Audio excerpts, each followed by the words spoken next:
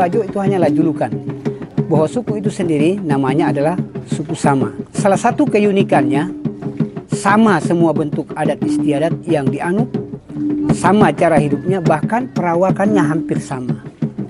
Di mana-mana Sama itu mampu menyesuaikan diri tanpa membutuhkan waktu yang lama. Inilah keunikan daripada suku Bajo. Suku Bajo adalah suku yang senang berpindah-pindah.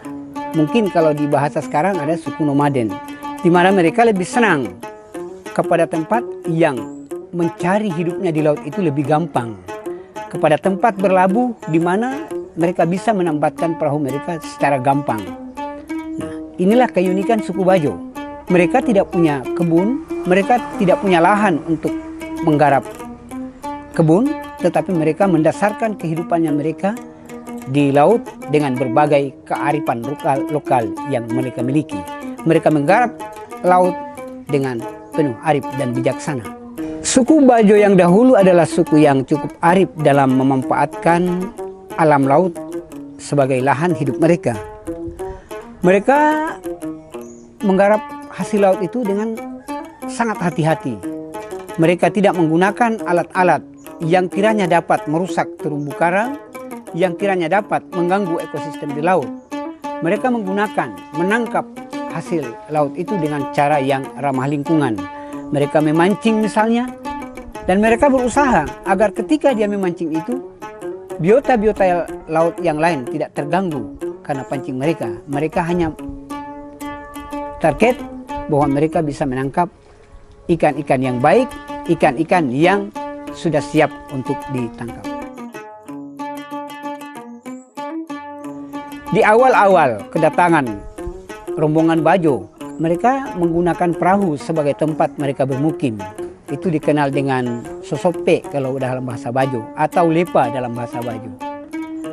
Namun kemudian setelah itu mereka berinisiatif untuk mendirikan bangunan dalam bentuk rumah tancap, rumah panggung lah kalau orang Bajo dulu, mungkin sama seperti apa yang ada di belakang saya ini, rumah tancap model itu.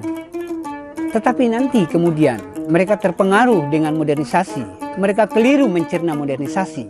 Mereka mengira bahwa modernisasi adalah ketika mereka mendirikan bangunan yang permanen di atas timbunan, lalu itu disebut modern. Tetapi ternyata mereka salah kaprah dengan itu.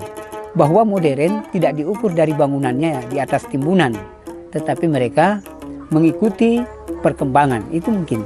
Jadi suku Bajo yang kemudian yang mendirikan bangunan itu adalah suku Bajo yang katanya ingin maju. Tetapi semoga mereka tidak salah kaprah dalam kemajuan.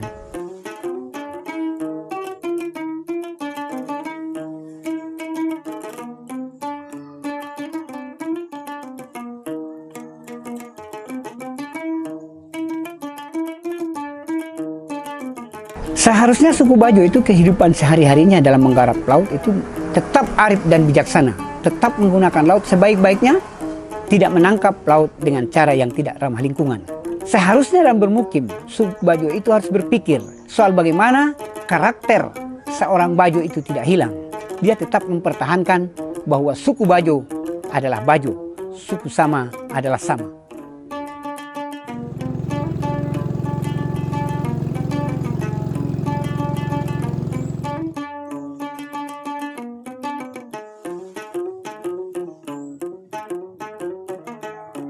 Harapan saya bahwa suku Bajo sama-sama eksis dengan suku-suku yang lain, tetapi sama-sama mempertimbangkan tentang bagaimana bisa mempertahankan lingkungan dengan sebaik-baiknya, dan tetap hidup bersama-sama, membangun bersama-sama dengan masyarakat yang lain tanpa merusak ekosistem, lingkungan, dan adat istiadatnya.